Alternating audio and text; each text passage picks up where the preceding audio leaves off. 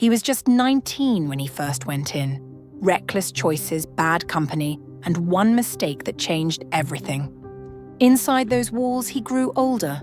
He learned the system. He knew the guards. He had a routine, 3 meals a day. Lights out at the same time. A concrete bed, a narrow window, and a world reduced to a pattern. It wasn't joyful, but it was predictable. And sometimes predictability can feel like safety, even when it's not. Decades later, he was released. It was supposed to be freedom. A new chance, a clean slate. But when he stepped outside the gates, it was like the world had gone silent. No guards shouting, no locked doors, no schedule, just the open sky and too many choices. He lasted 6 days. On the 7th, he walked into a store, didn't even try to hide what he was doing, and stole a small item. He didn't run. He didn't resist. And when the police came, he said, "Please, just take me back." Later, when a reporter asked him why, he said something people didn't expect. "Out here, I never knew what was coming next. In there, at least I knew what to expect." And that line, "at least I knew what to expect," is the hidden addiction we never talk about, because overthinking is the same. It becomes the mental prison we fear leaving. Because at least we know what to expect. We create rules. We build mental routines. We imagine every outcome, rehearse every failure, prepare for every possible threat. And even though it hurts, even though it drains us, we stay. Because freedom means facing the unknown. And the unknown is terrifying when all you've ever known is control. Overthinking doesn't look like addiction from the outside. It looks like responsibility. It looks like being prepared. It looks like someone trying to get everything right. But underneath that polished surface, overthinking is a form of self-protection. It gives the illusion of control in a world that refuses to be controlled. And that's why we secretly love it. Because as long as we're thinking, we don't have to feel. As long as we're planning, we don't have to trust. As long as we're running mental simulations, we don't have to surrender to the messiness of life. You worry about what they'll say, so you rehearse the conversation 10 times in your head. You overanalyze your decision, because deep down you want to avoid regret, not because you want them to happen, but because it feels safer to be ready than to be surprised. But here's the trap. Overthinking doesn't protect you. It just convinces you that you're doing something useful while actually doing nothing at all. It's mental busy work. It's emotional avoidance. It's the brain's way of saying, if I can just think my way through this, I won't have to feel unsafe. But what if you're already safe? What if the pain you're trying to avoid is the exact doorway you need to walk through? The man in the story didn't want to go back to prison because he liked the punishment. He went back because it was familiar. And that's what overthinking is. The familiar hell, the comfortable cage, the predictable suffering you secretly cling to, because it feels more bearable than freedom. You weren't born an overthinker. You became one when the world felt too big, too fast, too risky, and your mind said, "Let me shrink this into something I can control." But that control is costing you your life, because every second you spend in your head is a second you're not living in your body. And no matter how many times you rehearse it, life will never let you script the next scene. So ask yourself, are you ready to leave the mental prison? Even if you don't know what comes next. Because you can't be free and in control at the same time. And overthinking is choosing control over peace. Søren Kierkegaard was one of the first true existential philosophers. Born in Denmark in 1813, he wasn't interested in philosophy as just ideas. He cared about how it felt to be alive. He didn't write for universities. He wrote for people. People who felt lost, overwhelmed, stuck between thought and action, faith and doubt, movement and stillness. And one of his most haunting ideas was something he called the dizziness of freedom. He explained it like this. Imagine a man standing at the edge of a cliff. He's not suicidal. He's not reckless. He's not there to jump, just to look, just to be. But as he steps closer to the edge, something strange happens. His stomach tightens, his breathing shortens, his body starts to shake. Not because someone is pushing him, but because he realizes he could jump. In that moment, it's not the height that terrifies him.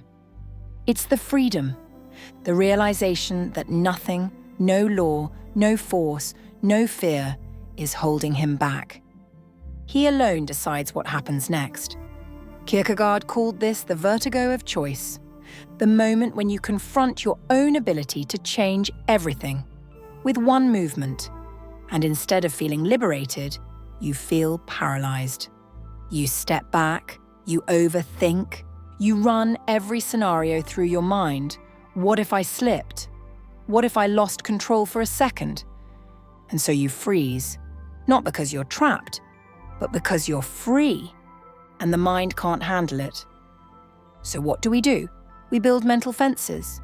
We analyze, we delay, we overthink, not to find answers, but to avoid deciding. We return to the same thoughts, same loops, same worries, because the unknown, even if it's full of potential, is too open, too raw, too much. Overthinking becomes the place we stand, like that man at the edge, not to fall, not to leap, but to stay where we are, suspended, safe, but also stuck. We like to think that the reason we overthink is because we care too much, because we want to get things right, because we don't want to make a mistake. But what if that's not the truth? What if the reason we overthink is because we're afraid of what happens if we stop? When you stop thinking, there's space. When you stop rehearsing, there's silence. When you stop controlling, there's movement. And movement, real movement, means stepping into the unknown. A place where you don't have a backup plan. A place where you can't predict what comes next. A place where you become responsible for what happens after you leap. And that's terrifying, because now it's you. Not your excuses, not your reasons, not your fears. You. Overthinking is how we delay that moment. It's a stall tactic, a way to feel like we're doing something, while doing nothing. We say, I just need more time. I want to make the best decision. I need to think it through. But what we really mean is, I don't want to feel what it would be like to act without knowing. Kierkegaard's cliff is not a metaphor for death. It's a metaphor for transformation, for becoming the next version of you, the one that no longer hides behind thought. And overthinking is how we avoid that transformation, because as long as we're stuck in the mind, we never have to confront who we'd become if we actually chose, actually committed, actually moved. We fear failure, yes. But more than that, we fear power. We fear the vastness of freedom. Because if you're no longer a victim of your thoughts, if you're no longer figuring it out, or not ready yet, then what's your excuse? There isn't one. It's just you, standing at the edge, finally realizing that the only thing keeping you from flying was your need to feel safe in the thinking. But safety isn't always sacred. Sometimes it's a cage made of good reasons. And you stay inside because it's familiar. But nothing changes there. Nothing lives there. You do not grow there. So here's the truth. You are not addicted to overthinking because it helps you. You are addicted to it because it delays the moment you become powerful. And that moment, that step, will never feel ready. You will never think your way into courage. You will only ever choose it. So the next time you find yourself running the same loops, ask yourself. Because when you start to see overthinking not as a strategy, but as self-abandonment disguised as caution, that's when it finally starts to lose its grip, and freedom becomes possible again. There comes a point where more thinking doesn't bring clarity. It just brings noise. You already know what's real. You already know what needs to be done. You just don't want to feel the discomfort of doing it without certainty. That's the root of overthinking. It's not about truth. It's about avoiding tension. Because somewhere along the way, you learned that doubt means pause. That uncertainty means stop. That fear means turn around. But what if it doesn't? What if fear is just the doorway? What if discomfort is just the toll you pay on the road to transformation? You say you're not ready, but what if you are? What if readiness isn't something that happens before action, but something that grows because of it? You're not waiting on life. Life is waiting on you, waiting for you to stop pacing the same thoughts and finally walk forward. So this is where we end it, not with more words, but with yet another challenge, a challenge we haven't done before. And it's this: for the next 3 days, you are not allowed to over-explain yourself. Not to others, not to your own mind. If you feel a pull to act, do it. If you feel something is right, trust it. No justifying, no spiraling, no mental rehearsals.